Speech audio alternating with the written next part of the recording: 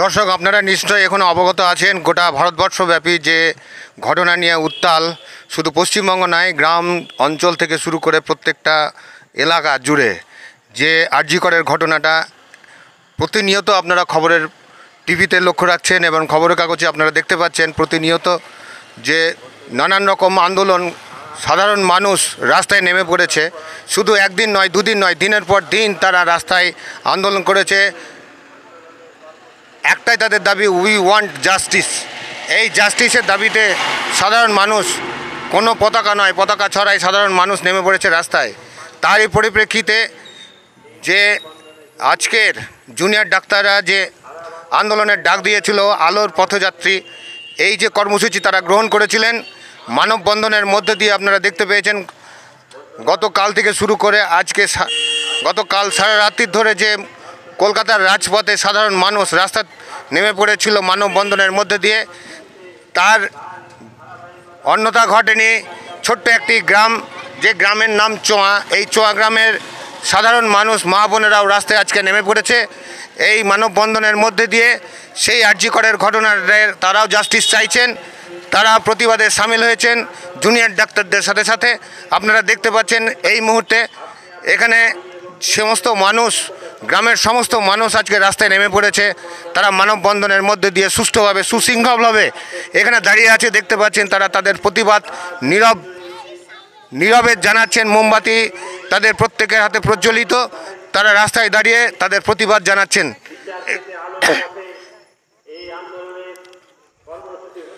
প্রত্যেকটা মানুষকে সামিল হতে বলেছিলেন তারই ডাকে, প্রাণের তাগিদে তারা প্রত্যেকে তাদের গার্জিয়ান এবং সাধারণ ঘরের মা বোনেরা আজকে রাস্তায় নেমে পড়েছে। দেখতেই পাচ্ছেন আপনারা, তার কিছু ঝলক আপনাদেরকে দেখাচ্ছি।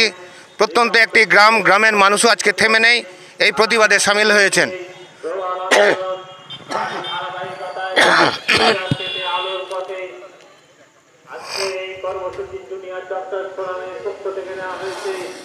এই আন্দোলনকে সমর্থন জানিয়ে সকলেই মানববন্ধনে যোগ দিন। সারা রাজ্য জুড়ে যে মানববন্ধন পালিত হচ্ছে জুনিয়র ডক্টর ফোরামের আহ্বানে, তার ধারাবাহিকতায় চোয়া বাজারে এখন এই মানববন্ধন কর্মসূচি পালিত হচ্ছে।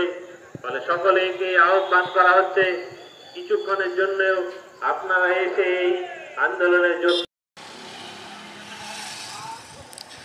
যে কথা আপনাদের সামনে একটু আগে বলছিলাম, যে গ্রামের, প্রত্যন্ত গ্রামের যে একটি হরিয়ারপাড়া থানা, তারই একটি গ্রাম চোয়া গ্রামের দেখুন সাধারণ মানুষ, বয়স্ক মহিলারাও আজকে রাস্তায় এসে দাঁড়িয়েছে। যে জুনিয়র ডাক্তারদের যে আহ্বান আলোর পথে, তারই কর্মসূচি, সেই কর্মসূচিতে সামিল হয়েছেন। আজকে ম্যাম, আজকে আপনাকে জিজ্ঞেস করব, আজকে কিসের টানে আজকে রাস্তায় এসে দাঁড়িয়েছেন, একটু যদি বলেন আমাদের। কিসের টানে আজকে যে আপনারা রাস্তায় নেমেছেন, কিসের টানে, কিসের তাগিদে আপনারা আজকে রাস্তায় নেমেছেন? গত 9ই আগস্ট কলকাতা আরজি কর হসপিটালে যে নৃশংস ঘটনা ঘটেছে, একজন কর্মরত চিকিৎসক, মহিলা চিকিৎসক, তিনি 36 ঘন্টা ডিউটি করার পরে আরজি করের একটি রুমে তিনি বিশ্রাম নিচ্ছিলেন। সেই সময়ে তার উপরে যে গণধর্ষণ সংগঠিত হয়, পূর্ব পরিকল্পিতভাবে যে গণধর্ষণ সংগঠিত হয় এবং তাকে নৃশংসভাবে খুন করা হয়, এই খুনের বিচারের দাবিতে, এবং যেখানে সাধারণ মানুষের মধ্যে প্রশ্ন উঠেছে যে একজন কর্মরত চিকিৎসক 36 ঘন্টা ডিউটি করার পরে সে যদি হসপিটালের মধ্যে সুরক্ষিত না থাকে, তাহলে সাধারণ মানুষের নিরাপত্তা কোথায়? সাধারণ মানুষ আজকে নিরাপত্তাহীনতায় ভুগছে। দিকে দিকে মেয়েদের উপর যে নির্যাতন চলছে, সেই নির্যাতনের কোনো সুরাহা হচ্ছে না, বিচার হচ্ছে না। দিনের পর দিন কেটে যাচ্ছে, কিন্তু তার কোনো সুরাহা বিচার হচ্ছে না। আজকে টিভির পর্দায় নিশ্চয়ই আপনারা দেখে থাকবেন যে একটি বিল এসেছে, সেই বিলে বলা হয়েছে যে মহিলাদেরকে কার্যক্ষেত্রে যে সমস্ত কাজের জায়গায়, সেই সমস্ত কাজের জায়গায় তারা 12 ঘন্টায় ডিউটি করতে পারবেন। এটা আপনাদের কি মনে করছেন? এটা কি সত্যি সত্যি মেয়েদের ক্ষেত্রে চাকরির জায়গা থেকে কাটেল করার ব্যবস্থা করা হচ্ছে, নাকি সাধারণ মহিলাদেরকে সেই মান্ধাতা আমলের পুরনো যুগে ঠেলে নিয়ে যাওয়ার ব্যবস্থা চলছে? আপনি এর মতামত কী দিতে পারবেন? একদম কেননা এখানে মহিলা পুরুষের বিভেদ কিসের? আমরা একটা স্বাধীন দেশে বসবাস করছি, স্বাধীন ভারতবর্ষে বসবাস করছি। সেখানটায় বলা হচ্ছে মহিলারাও পুরুষের সমান অধিকার ভোগ করবে।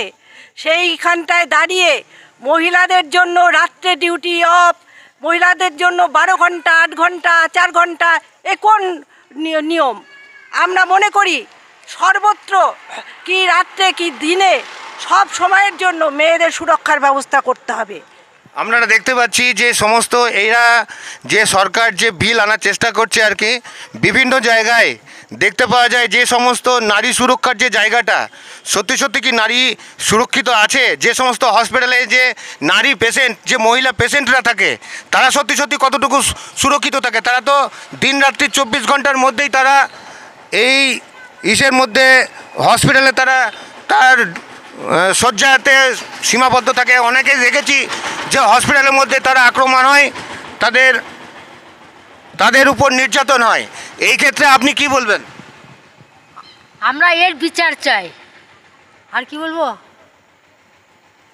একটাই দাবি, প্রত্যেকটি মানুষ দেখুন সারিবদ্ধভাবে তারা মানববন্ধনে নেমেছে, তারা সত্যি সত্যি শুধু বিচার চায়। আপনি কি বলবেন? সত্যি সত্যি বিচার হোক।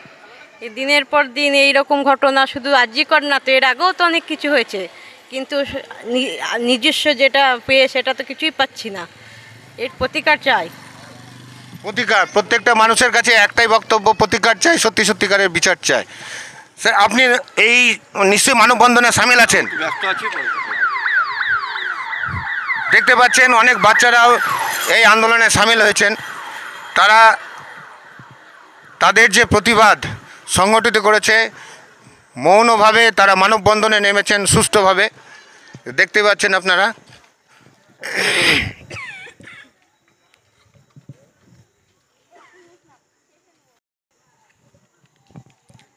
স্যার, আপনার কাছে একটু জিজ্ঞেস করব, আজকের যে বিল আসলো যে বলছে 12 ঘন্টা মেয়েদেরকে তাদের কাজের জায়গায় থাকতে হবে, তার বেশি নয়, এই সম্পর্কে আপনি কি বলতে চাইছেন? একটু যদি আপনার মতামতটা জানান।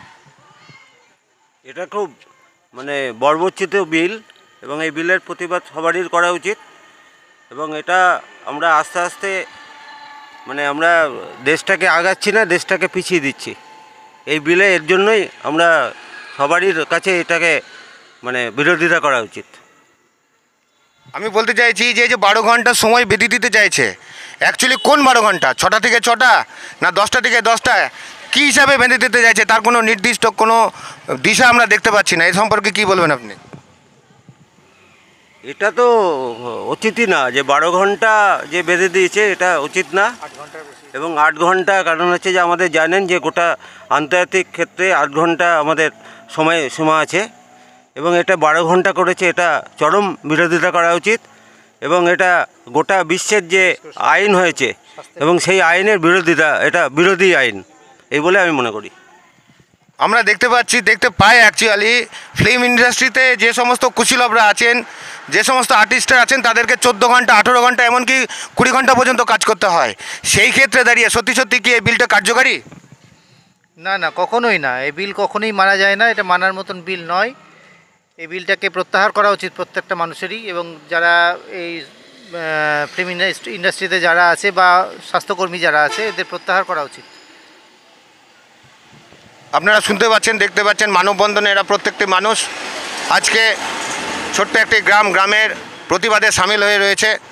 তারা নীরবে এখানে প্রতিবাদ করছে মোমবাতি জ্বালিয়ে, যে জুনিয়র ডাক্তাররা যারা যে পথের দিশা বলে পথের দিশা বলে যে কর্মসূচি গ্রহণ করেছিলেন, তার ডাকে সাড়া দিয়ে, জুনিয়র ডাক্তারদের কর্মসূচিতে সাড়া দিয়ে মহিলা, পুরুষ, বাচ্চা থেকে 8 থেকে 80 সমস্ত মানুষ আজকে রাস্তায় নেমে পড়েছে মানববন্ধনের মধ্যে দিয়ে। একজনকে পেয়েছি, তিনি মানববন্ধনে এসে দাঁড়িয়েছেন। দিদি, আপনি কি বলবেন? আমি বলবো যে মেয়েদের যে ডিউটিটা কমিয়েছে টাইম, তা কারো যে ঘরে একটা মেয়ে আছে তার মা বাবা যদি অসুস্থ হয়, তাহলে কি সে মা বাবাকে নিয়ে ঘরের মধ্যে বসে থাকবে? মমতা ব্যানার্জি এই জিনিসটা অন্যায়ভাবে বলেছে, এটা সমর্থন করি না। হ্যাঁ, একটু আগে বলছিলাম অনেক ফিল্ম ইন্ডাস্ট্রির যে সমস্ত কুশীলবরা আছেন, যে সমস্ত স্টাররা আছেন, তাদেরকে 20 ঘন্টা 24 ঘন্টা এবং 14 ঘন্টা মিনিমাম তাদেরকে 14 ঘন্টা কাজ করতে হয়।